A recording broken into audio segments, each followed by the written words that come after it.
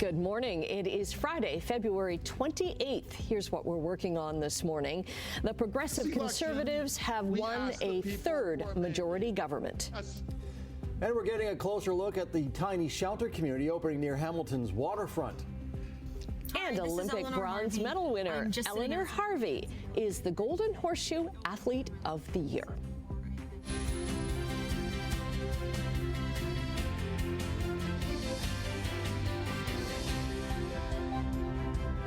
It's the morning after a very busy night, and we have pizza for breakfast. There's always a big newsroom thing after an election. You've got pizza. Yay, cold pizza for breakfast. Leftover pizza. It's awesome.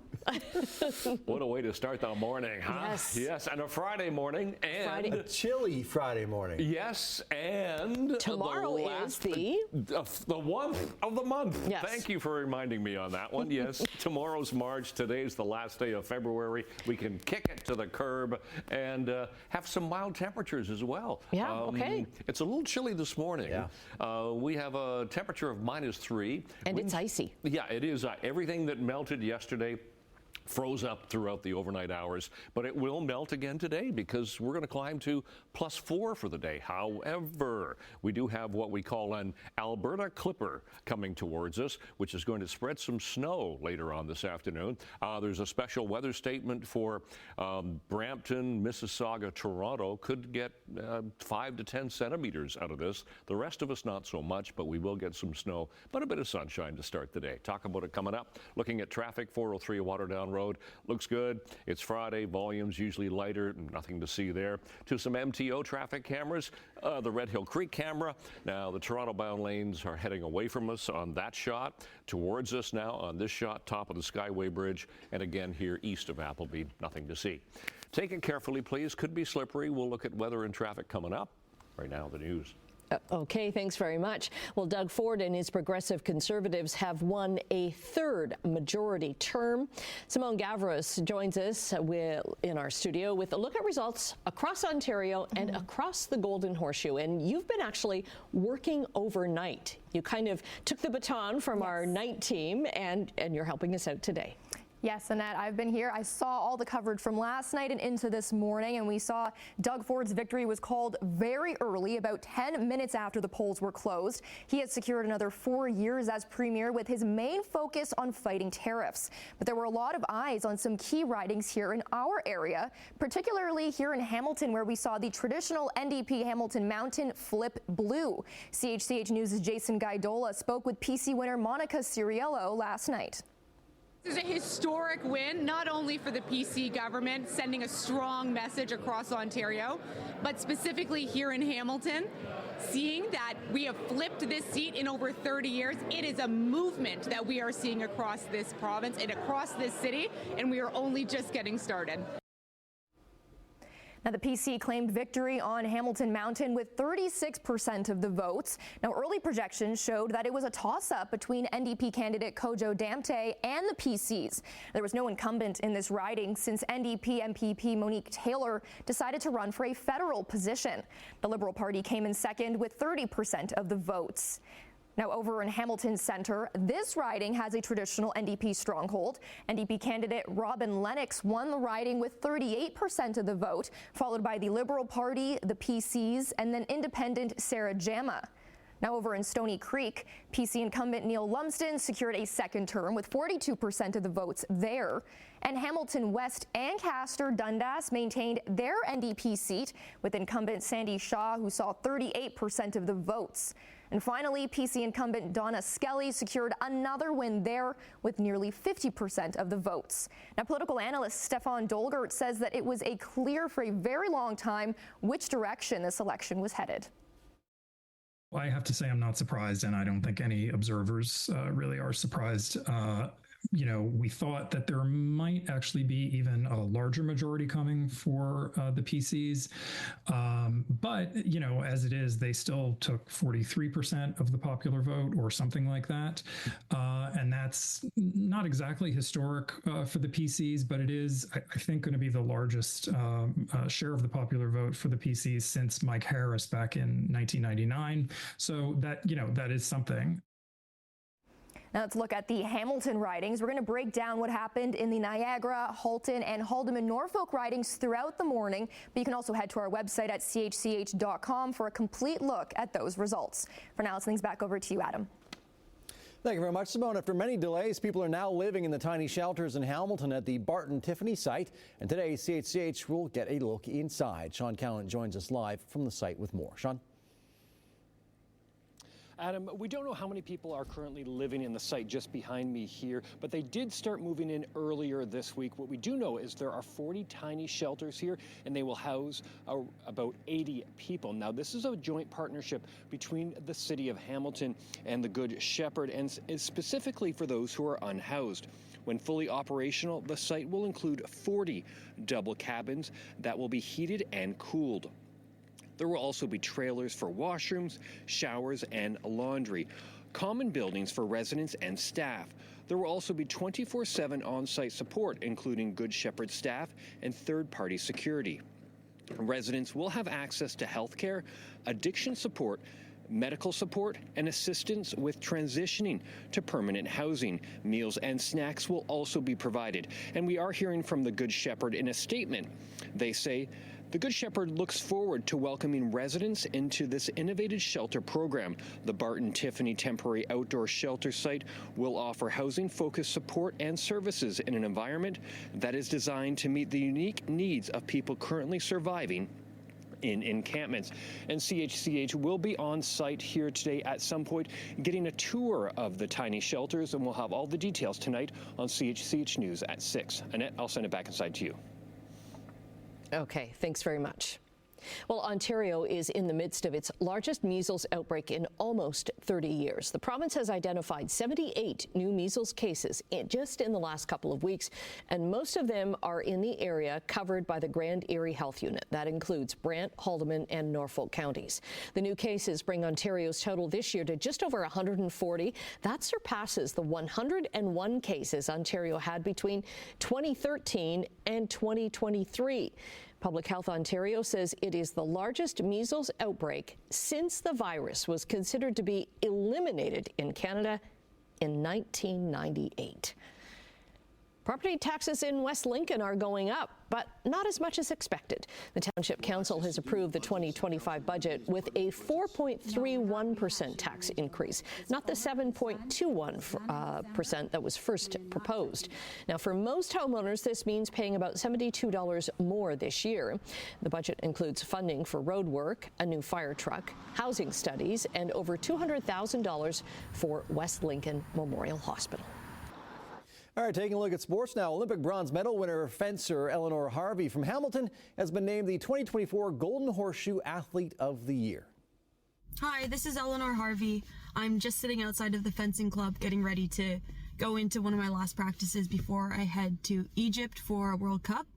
I'm really sorry I couldn't be there, but I'm so honored to be nominated for this award again, and this time to win. It means so much. I'm so excited to hear about this, and I really wish that I could be there to accept in person, be in Hamilton where I was born and raised, but I know my mom is there tonight, so thank you to her for being there. It's, again, just incredible to be nominated for this award that I grew up always hearing about, and to win it is just so validating of my upbringing in Hamilton and my roots, and really makes me look forward to the next time I can come to Hamilton and celebrate winning this award. Thank you. Harvey was presented with the Bill Stirrup Award by United Trophy Thursday night at Carmen's Banquet Center during the Catholic Youth Organization Children's Fundraiser Gala Dinner. The three-time Olympian won Canada's first ever fencing medal at the Paris 2024 Olympics, taking the bronze medal in women's foil. She received the award beating out finalists Tristan Borges from Toronto in soccer and Shea Gilgeous-Alexander from Hamilton in basketball.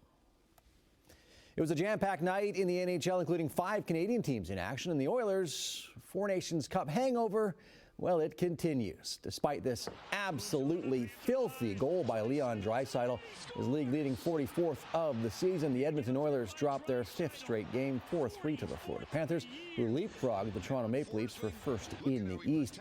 Jump to Montreal, where Cole Caulfield buried one of the prettiest goals I've seen in a very long time to give the Habs a thrilling 4-3 overtime win over the San Jose Sharks.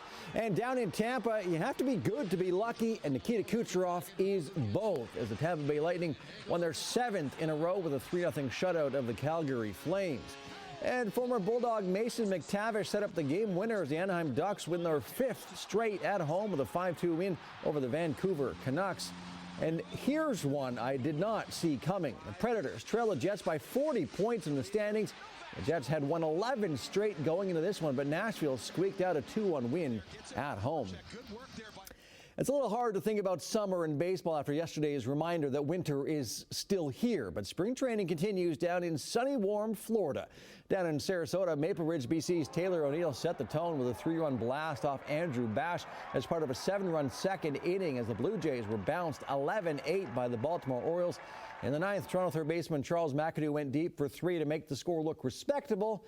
Today, it's split squad action as the Jays host the Tigers at 1:07 and face the Yankees at 6:35. Side Draymond Green, and this guy, Steph Curry. I'm not saying anything new here. Steph Curry is really good at basketball. He drained a buzzer beater from past half court last night as he dropped 56 points against the Orlando Magic, including 12 three-pointers. Curry went on to extend his NBA record by making at least 10 three-pointers for the 26th time and had his 14th 50-point game. Afterward, he tossed his jersey to his mom, who was sitting in the stands. The Warriors won 121-115. When football starts up in the fall, there won't be any more waiting for the chains. The NFL is planning to replace first down field measures with an electronic system. The new system will reduce the time needed to determine a first down from 75 seconds to about 30. The NFL is also considering modifying its overtime rules for regular season games. All right, let's get you into this Friday morning, 28th of February. It is coming up on 6:12, just about there we are. Bang! Okay, got it. Let's get you into traffic here this morning. 403 and Waterdown Road, nothing to see, so let's move on to some MTO traffic cameras. Into St. Catharines, Garden City Skyway, doing fine so far this morning. So is the Red Hill Creek camera. We'll advance to the 403 junction. So Toronto-bound lanes coming out of Hamilton heading away from us toward Brant Street. Looks good. Ford plant, nothing. Same with the 427 Gardner QEW combination, all doing okay. Temperature this morning a little bit chillier than it was yesterday morning, or for the past number of mornings, actually. We're into the minus column, -3. The winds are fairly light, but still a wind chill of -5 is what it feels like. We do have a mainly cloudy sky. Relative humidity is up there. Of course, we had all that melting going on yesterday. We'll have a mix of sun and clouds for the morning, and then we're going to see increasing clouds and possibly some snow later on this afternoon. Now, Hamilton, Niagara not getting an awful lot, even Halton not getting an awful lot, but it's Peel region into Toronto and to the north that could get 2 to 5 centimeters, but the north could get 15 centimeters. So enjoy some sunshine. There comes that Alberta Clipper. It comes out of Alberta. It moves really quickly. Therefore, the Clipper.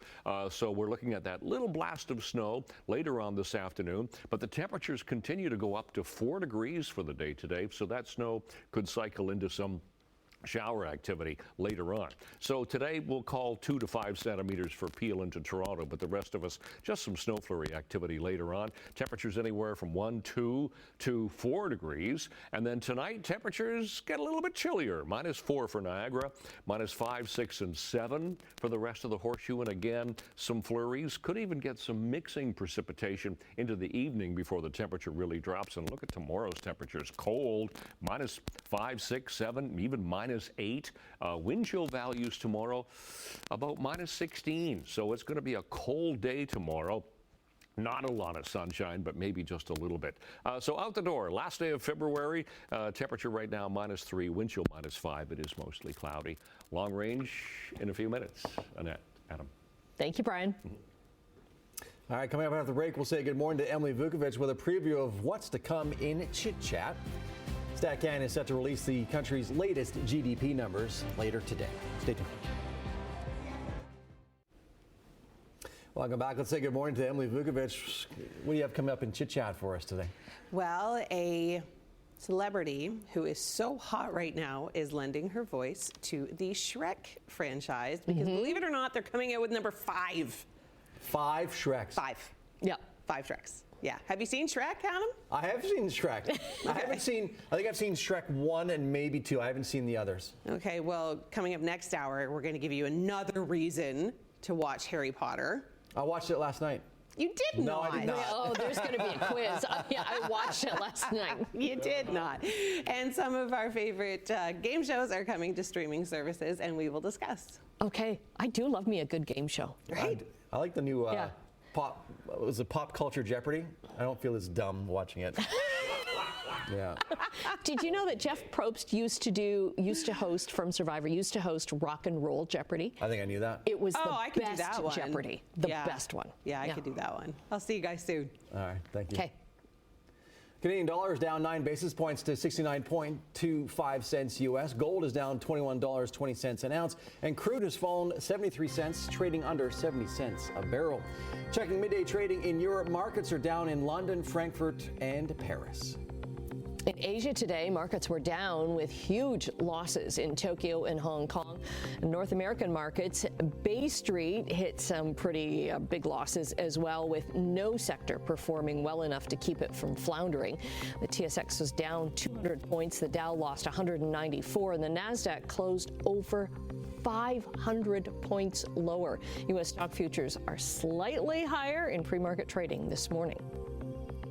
So StatsCan is going to release its report on economic growth for the fourth quarter later this morning. Preliminary estimates suggest growth of 1.8%, up from 1% in the last quarter. That matches the Bank of Canada's forecast for the quarter, as well as calls from economists polled by Reuters.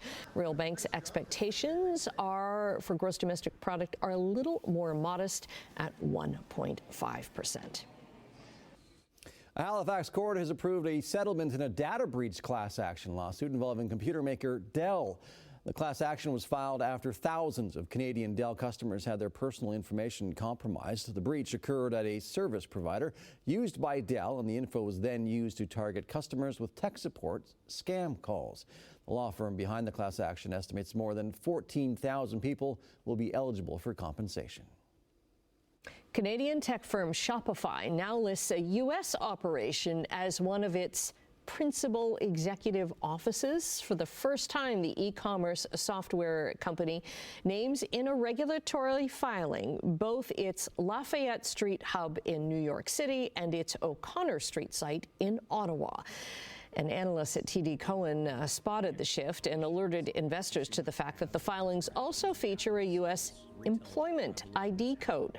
The analyst mused the move was likely meant to help Shopify gain membership to certain U.S. stock indices, but a company spokesperson instead positioned it as a voluntary way to align Shopify's disclosures with its software peers. Well, Bitcoin fell to a nearly 4-month low today, slipping below $80,000 U.S. Uncertainty over U.S. President Donald Trump's tariff plans and crypto policies has shaken investor confidence in the cybersecurity or the cyber currency. Bitcoin has lost a quarter of its value since the middle of December. That's when it peaked at $105,000. On hopes of looser regulations. Beyond appointing crypto-friendly officials early on, the Trump administration hasn't really given a lot of policy clarity. Investors are also watching for signs of a slowing U.S. economy and the impact of Trump's imposed tariffs on inflation and growth in the United States. We're taking a break right now. Brian will be back with traffic and your look at the 7-day forecast coming up. Stay tuned.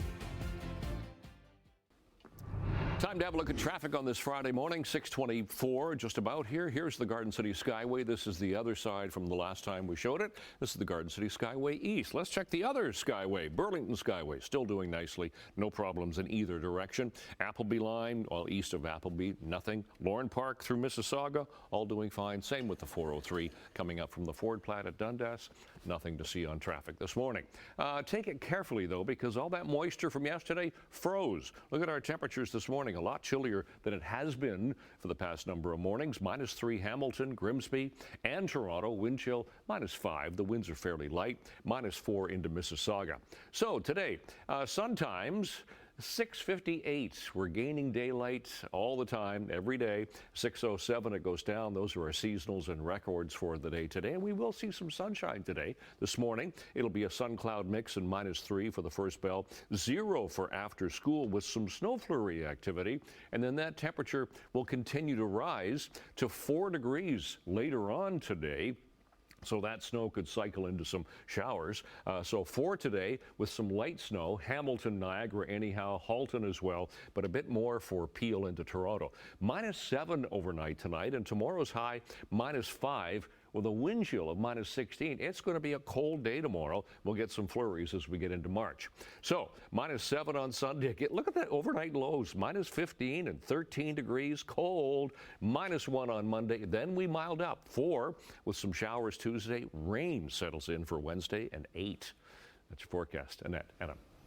Thank you very much, Brian. Scientists in China think they've solved one of the biggest mysteries about pandas. So they have similar digestive systems to other bears, but pandas are almost entirely vegetarian. Most of what they eat is just bamboo. Until now, no one's known why. Researchers say the answer lies in the bamboo itself. So as pandas eat the shoots, they absorb genetic material from it called microRNA. And that microRNA starts to influence the pandas, specifically their senses of smell and taste. So it makes them easier to find the freshest and most nutritious bamboo. The microRNA also affects the growth, behavior, and biological rhythm of pandas.